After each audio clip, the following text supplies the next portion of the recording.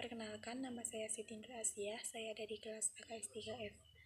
Saya di sini akan menjelaskan tentang analisis kemungkinan produksi.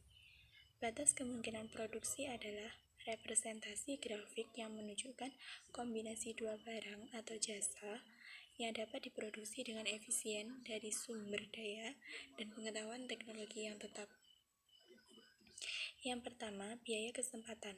Biaya kesempatan adalah kerugian biaya dari hilangnya potensi keuntungan dari suatu pilihan ketika kita mengambil pilihan yang lain.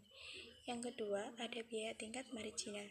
Biaya tingkat marginal adalah nilai absolut kemiringan dari PPF pada suatu titik. Kemiringan dari PPF menunjukkan jumlah unit barang Y yang harus dihilangkan untuk mendapatkan satu unit tambahan barang X dalam suatu ekonomi. Kemudian, pergeseran batas kemungkinan produksi. Hal yang menunjukkan PPF bergeser keluar adalah kemajuan teknologi atau teknis produksi, menyebabkan peningkatan produktivitas barang X dan barang Y.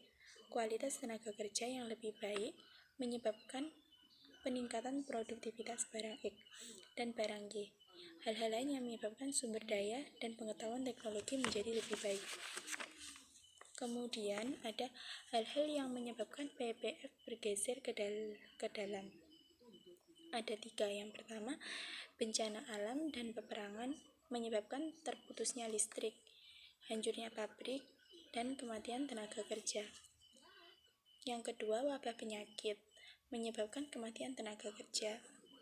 Yang ketiga, hal-hal yang menyebabkan sumber daya dan pengetahuan teknologi menjadi lebih buruk.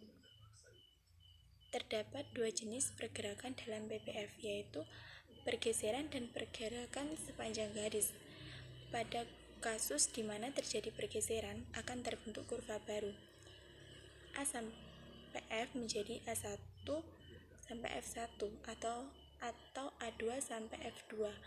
Sedangkan pergerakan sepanjang garis hanyalah perpindahan dari titik ke titik pada kurva yang sama.